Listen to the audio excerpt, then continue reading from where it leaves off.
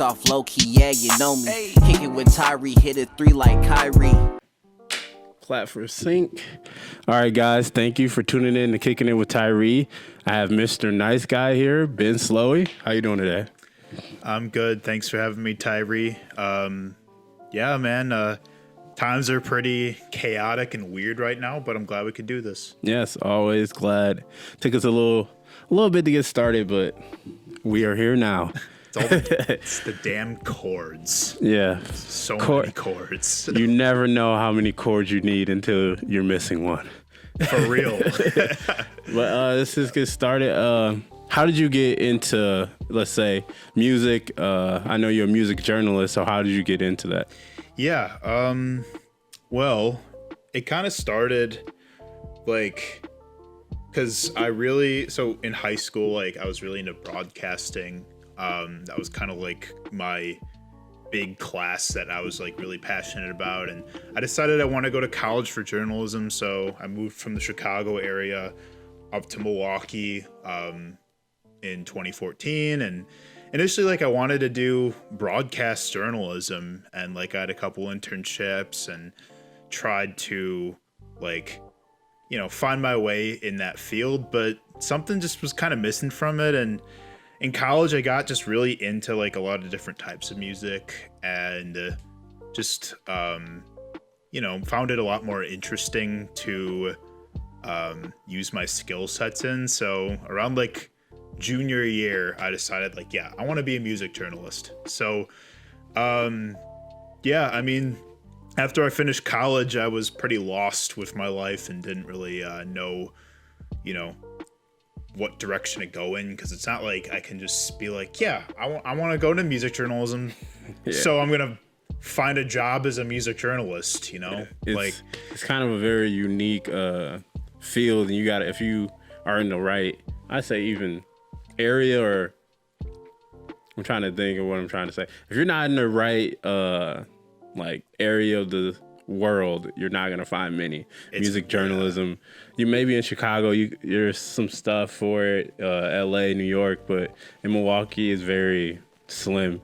Yeah, it's very niche, you know. So I kind of I had to kind of figure it out, and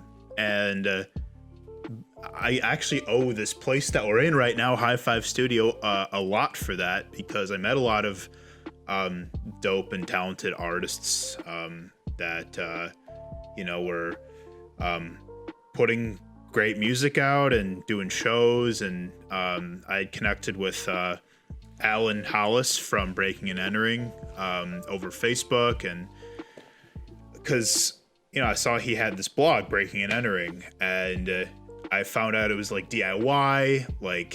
If you want to contribute, he is pretty open and giving to bringing people on, because it's all freelance and stuff. So I got coffee with him, told him a little bit about what I wanted to do, and that's kind of really how it started. It's been almost 2 years since I've been a writer for Breaking and Entering, and I owe it to just the vastness of connecting with people on social media, but also going to shows and going to meetups and finding dope stuff to do all the time. Yeah, and I know you're 500 episodes deep into Mr. Nice Guy. So tell me what has been kind of the rough parts of the journey, and kind of how has that been going? Yeah. No, that was a weird question. No, I know exactly. I know what you're asking. Yeah. 519 to be exact. I'm on a break now from recording episodes, but yeah, it's kind of, it's weird to look back on, because I have really bad imposter syndrome, so I never feel like I'm doing that much work. I'm literally just sitting in front of a computer or in front of a camera and just talking to people and hang out with them, and we just happen to be recording it.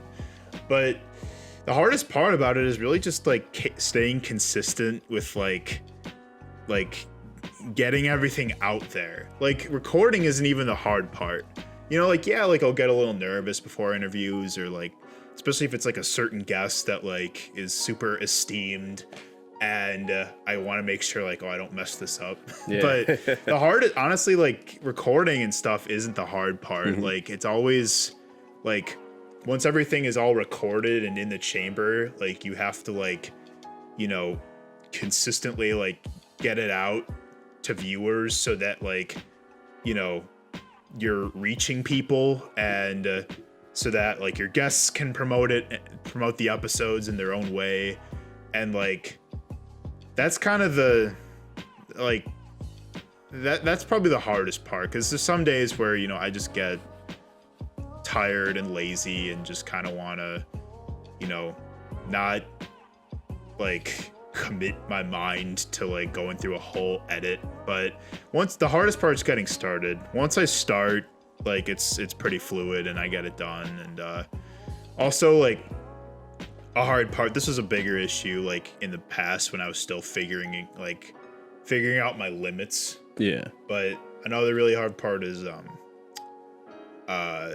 like, you know, scheduling episodes too close to one another, to each other. Yeah, you can't have an episode that like comes out like 2 days like later, or just like one day, because it like takes away from like that episode, and you want to promote them all equally. And if they come out too close, sometimes you're promoting one more than the other. So I try to just keep like a week between, just so I can like promote it the best way I can. You know, even if they don't promote it, I'm still gonna try and get it in front of people and try. Which I never got that. I never get why people will sit with me for 50 minutes and not even share it. Like, why you waste my hour of time, bro? Like, and then hours of editing. It's a pet peeve of mine, dude. That drives me crazy, and it blows my mind. Like, how many people like were so hyped to be on the show, and they just like straight up like won't share. Like, like they just won't simply click the share button to put it like on their page so that their friends can see it. They'll be like, "Oh, thanks for having me, Ben. I had a great time," and then that's it. You know, no promotion, and I'm just stuck like, you know, sharing it and posting it to every group I'm in, and nothing from them. I never got that. It comes with it though. I feel like that's a part of the game in a little bit. Like, you know, when you especially, you've interviewed so many people, so you know, it just comes with it. Like, some people are gonna be super about it.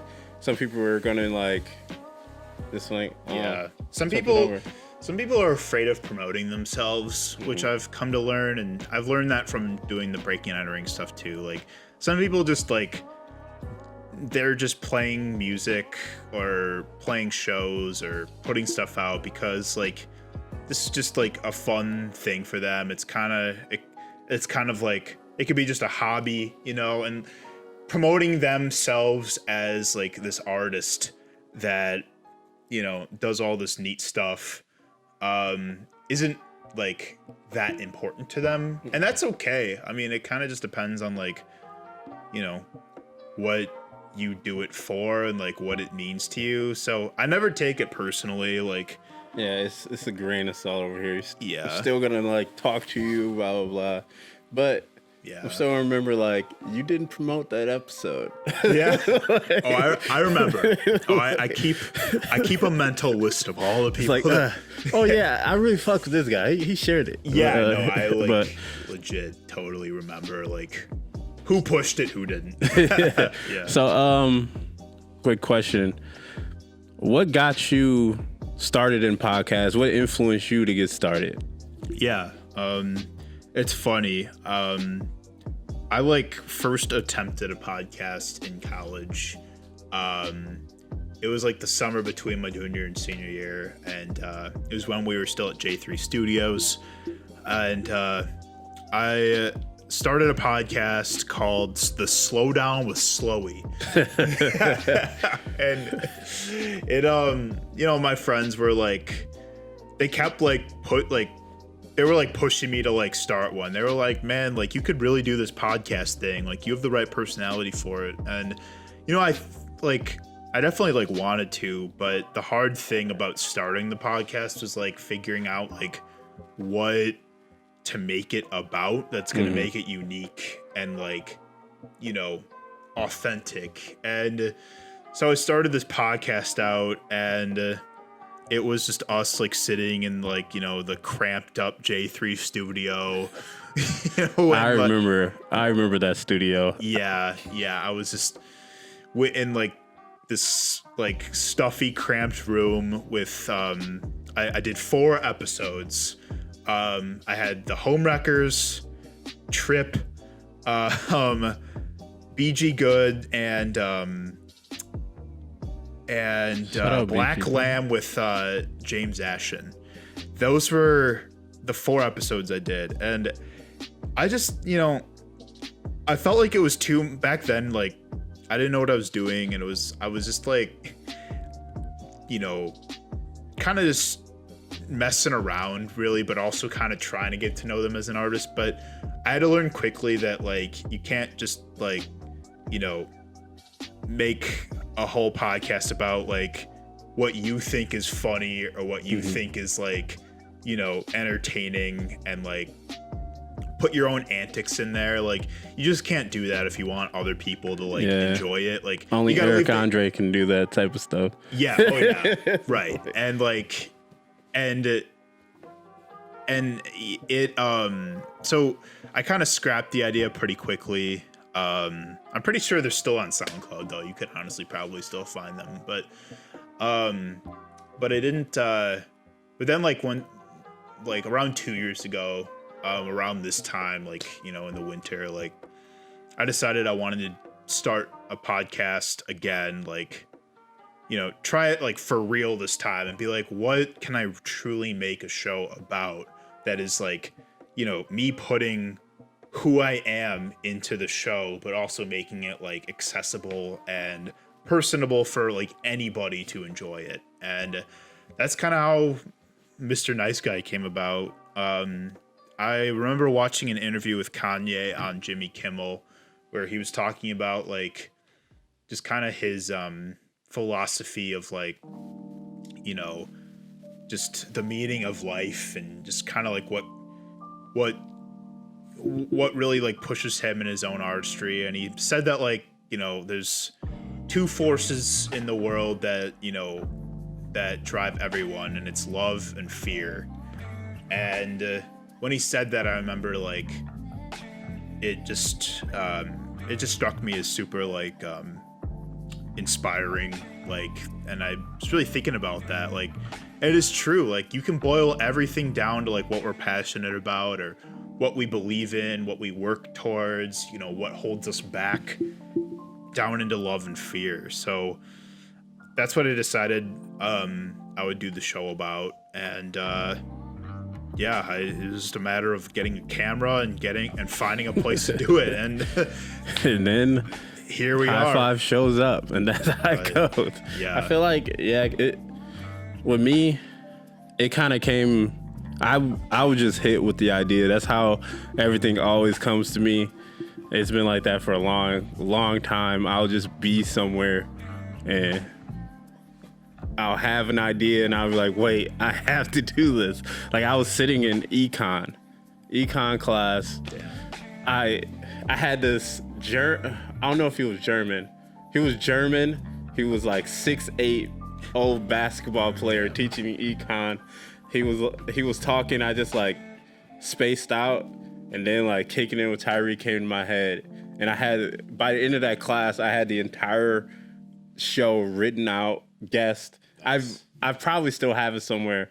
I probably interviewed literally every single guest that I wrote down. I'm pretty certain I've interviewed them at this point. Maybe one. I think I have not interviewed Ishtar, and I think that's the one person, and Ashley. Ishtar and Ashley are the 2 people I have not interviewed that was on that original list. Oh yeah. So if y'all out there listening, right? Ishtar and As Ashley, in Amaral. Yeah. Oh yeah. Well, Hit her up. I'm sure she would do it. Yeah, I'm sure. I'm gonna wait. Let me know when the project's dropping. We can let's have a rollout for it. Right. And then that's kind of like got the ball rolling. And then I hit up my friend Lexi. Lexi was always down to do anything. That's why I always loved her and working with her. And she was like, anything, I'm down to do it. And the first original idea was like a skit show. So we like did skits and shit. And that was so enjoyable, but it became so stressful very quickly. Yeah.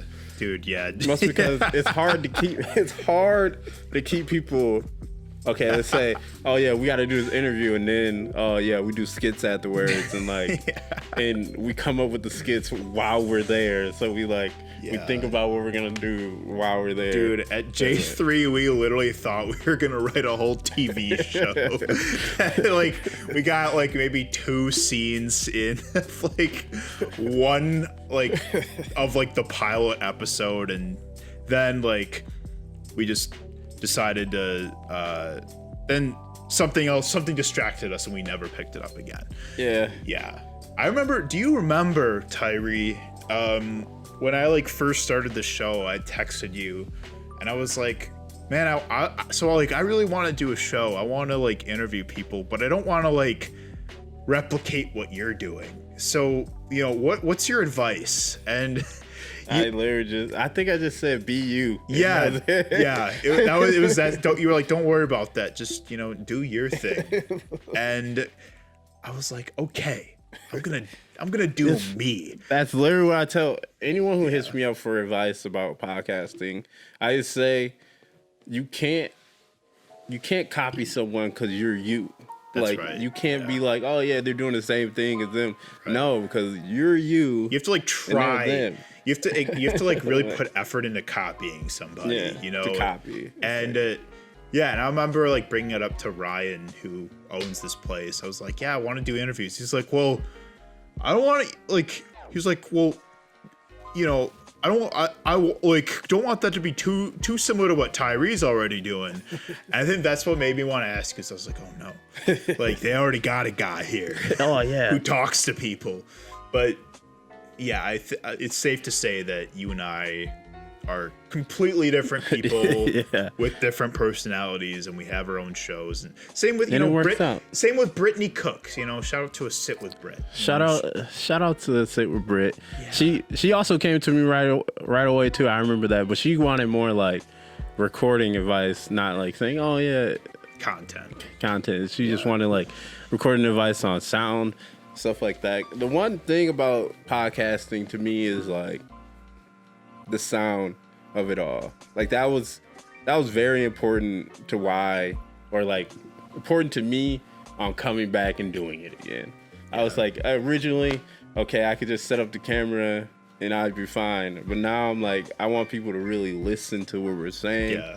And like, if they want to listen to it at work, they can. If they want to listen to it here, like I put an episode from a long time ago on Apple Podcasts, and I listened to it for the first time in like 3 years probably.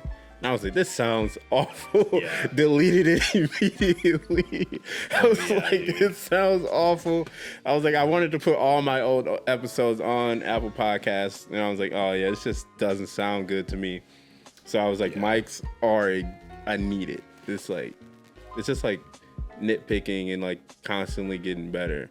Yeah. On that note, how have you gotten better as an interviewer, just a music journalist, since you started 2-3 years ago? Yeah. Well, kind of like piggybacking off of the sound thing. I think that's a huge thing I've come far in. Because like I learned pretty quick that you can't just use the camera volume, you know, the built-in volume. It's pretty lackluster. So I think I was doing that for like the first couple months, and I mean, it wasn't like terrible, but it could, you know, I just listened to some people around me that were like, yeah, you really should get like an actual mic.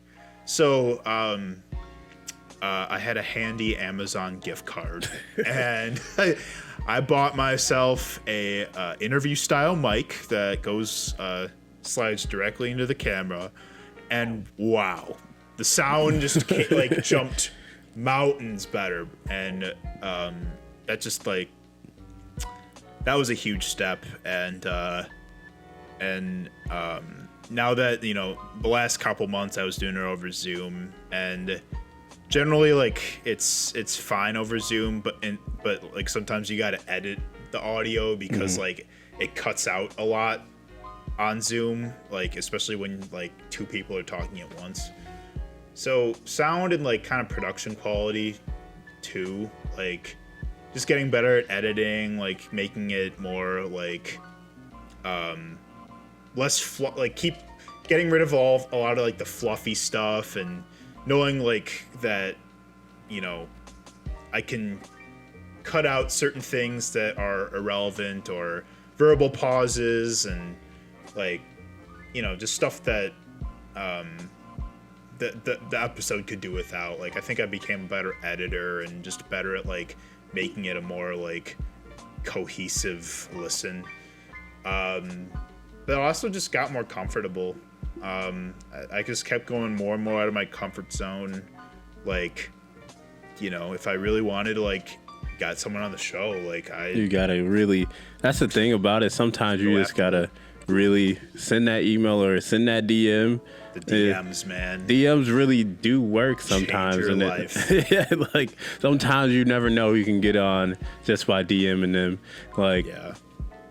The first time me and Justin went out to LA, I just like DM'd everybody that I followed that lived there that did music, and was like, hey, maybe this will work out, Did like, I think around 3 interviews out there. Wouldn't have thought I did any. That's dope. But like, hey, that's tight. Take that chance. You never know. For real though, like what's holding you back? Like you have nothing to lose by, like sending a message saying you genuinely want to connect with somebody because you're interested in what they do. And that has landed me so many great interviews and connected me with great people, both within Milwaukee and outside of it.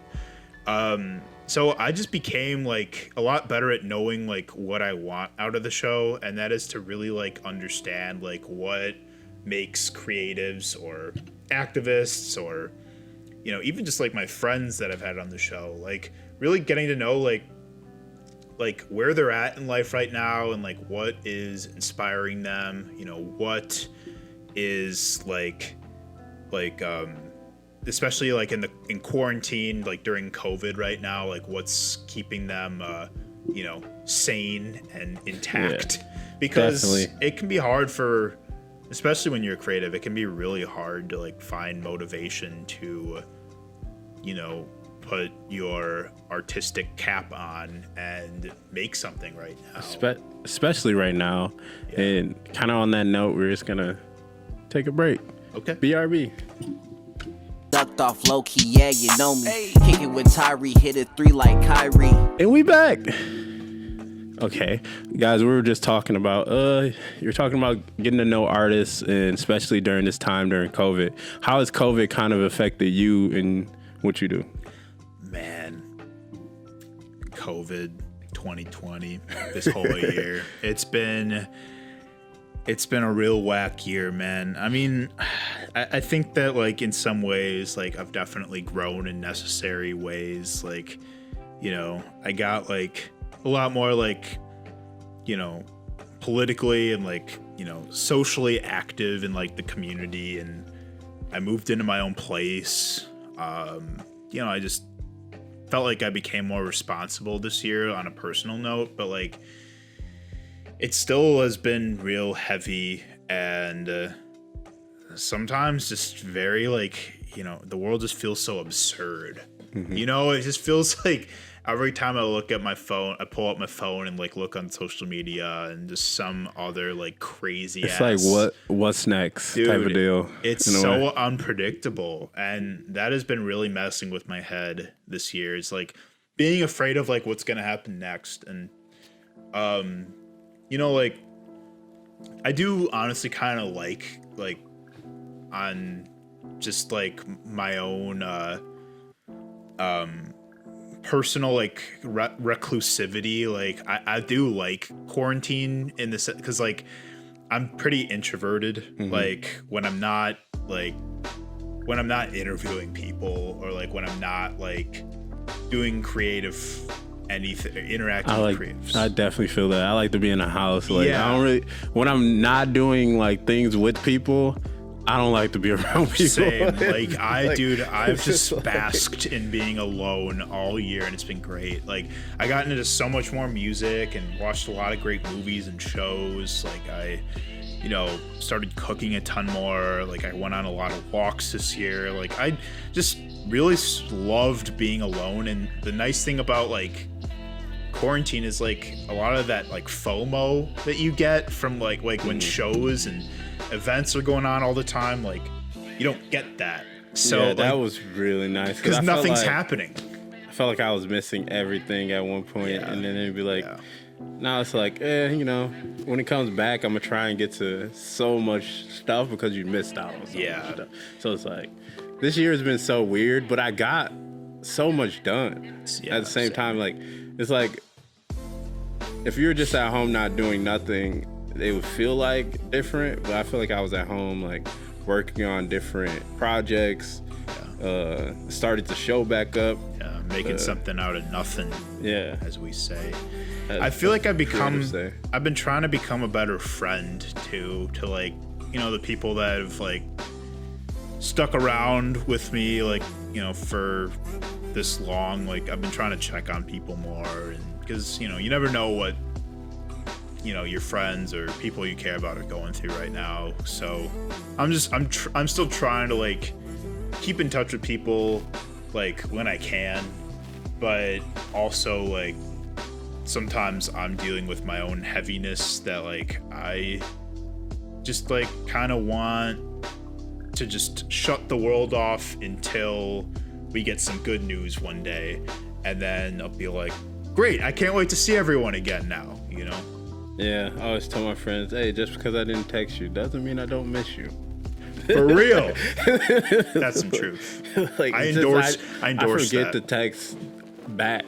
My thing is like, I feel like I'm not all over the place, but like me with text or like hit or miss. Like I'll see it right away and respond, or I'll be like in the middle of driving, see it, and then forget completely about the text.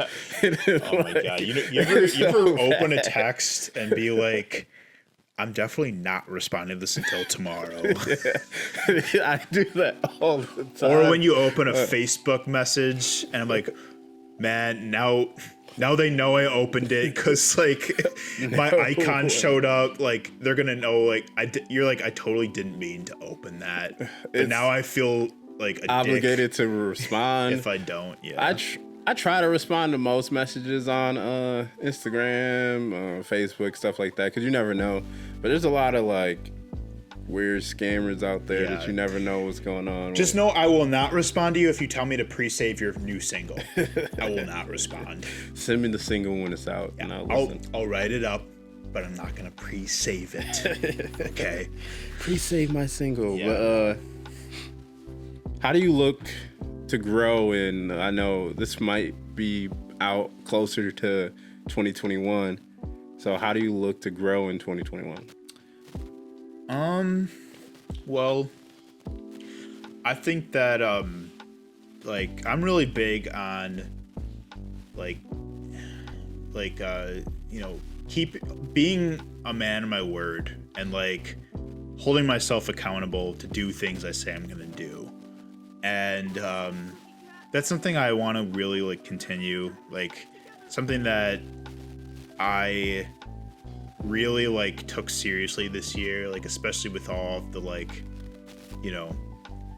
political like uprisings and actions and just conversations going on, where like I really like felt it was important to like play an active role in like making the world a better place. And it's really easy to like dwell and stress yourself out in all the things you're not doing. And that still eats me alive like all the time. But you also have to recognize that like, you you're only a human being and only have a finite capacity to like only do so much. And as long as like you do like as long as like you just do what's in your capacity and make it be like honest and authentic, then you're doing the best you can. And so I really want to continue that going into this next year. I'm definitely going to start the show back up, probably like either like late January, early Feb. And I want to step the production up a little bit, like maybe get a better camera interface, get better setup, like. I can help you with that, man. Thank you. I am the deal guy. I'll find you all the decent equipment. I won't say best, decent equipment that'll get you. You're like the third camera guy to tell me that, just so you know. Hey, I'm really I believe the you. guy though. I believe you. Ask Justin. You've been doing this for so long, so I believe you. I'll find all the equipment for you that will For sure. step it up just where you wouldn't even be like, oh yeah, I spent that $80, but like the $80 would make a big difference. True, yeah. Like these lights, $36 for 6. These lights are tight, by the way. I really dig these lights. Yeah, man. So it's like, that was how like getting a hard drive changed my life. dude, I remember when I didn't have a much- hard drive, and I was just like, I guess I got to delete this. So episode much on my extra computer. space, baby. Like you have everything all the time now. It's great. What size did you buy? It's like I should know. I honestly don't know. But it's got a lot of space. I mean, that's all that matters. I stored like 50 episodes on the drive like in the last month, and It's a lifesaver. It's great, man. I've ran through like, just because of how big these files are. Yeah. I've ran through like 3-4 terabytes, and now I'm on an 8 in the last year and a half. So it's like, it's just because on the 8, I only have like 3 terabytes left. So it's like, that's still a lot. yeah, it's still a lot. Like, it's probably gonna be months before I fill that So up. much, dude. Yeah, man. I want to like continue, like, investing in myself, like when it comes to the show. Maybe like work on getting like sponsors next year, or at least some way I can monetize the show, like for real. Like that's a goal of mine. That's my goal as well. I feel like, in podcasting, you can only do so much until you really need like money income from it. And like, it's weird to charge for interviews to me. I know it is there weird. are people out there who do that, but it's just weird. Like, it's like if I want to interview you, it's like paying to play, man. And I think that's really weird too. Like, I'm just an honest guy that just wants to hang out and get to know creatives. Mm-hmm. Like, I'm not gonna profit off of you being here. In terms of breaking and entering, I recently was promoted to music director. That's what's up. Yeah. Tell us a little bit more about that. Yeah. It kind of came out of like stepping up my role during quarantine, like, because I was doing the artist spotlights before that, like when shows were still a thing, and like I would interview artists, like, out on the scene, but I needed stuff to do, like basically when COVID hit, and it was like around April.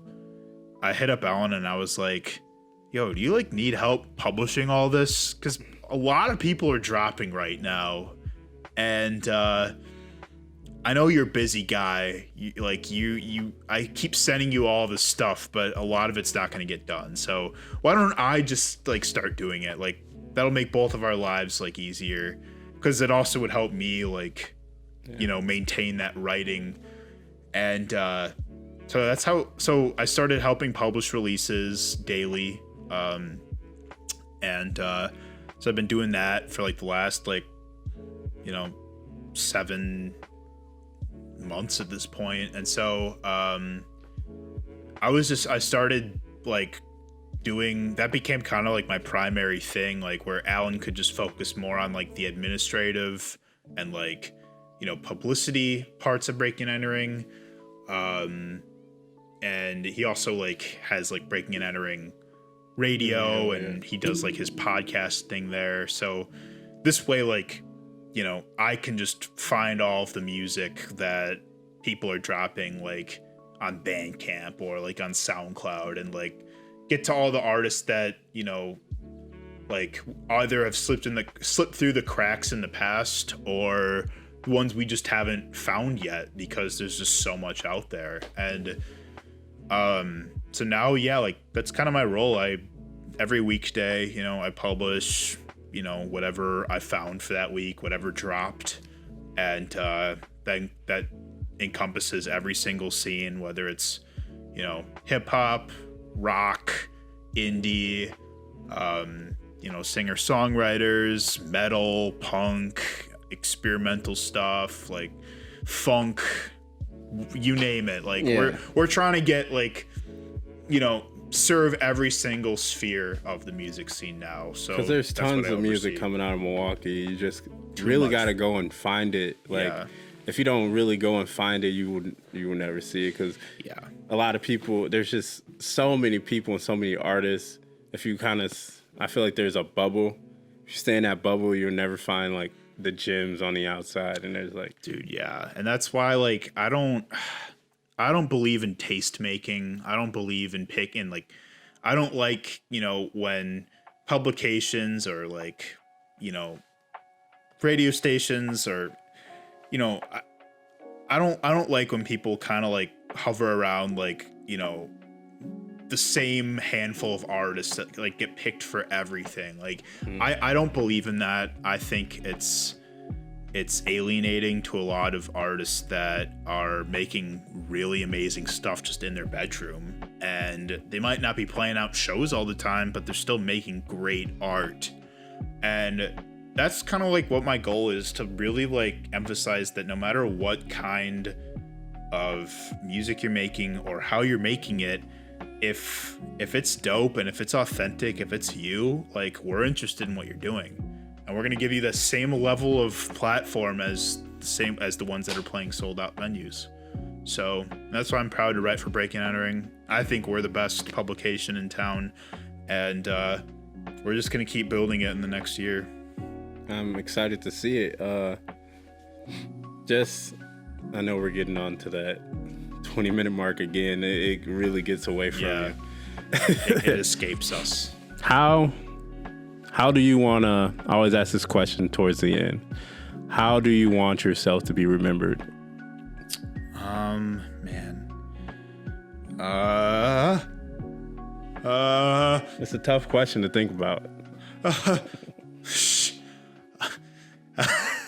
What do you not want people to remember about you? You know, I want to give people a chance, you know, and like, I want people to like, you know, be optimistic about what us as human beings are capable of. We're capable of love, and we're capable of all these powerful and amazing things in the world, despite how unfair and cruel and unjust the world can be. Like, community is such a beautiful thing, and it's so important to me, and it like literally has saved like my life, in the sense of like, you know, remembering people, or people that like made me feel a certain way, or times that made me feel like more alive than ever, and or just all the things that like are waiting for you to like learn or discover. Like, all of that just is so exciting, and I want people to be as excited about it as I am. And that's why, like, I work so hard at what I do. That's why I interview so many people, and why I like, try as hard as I can to serve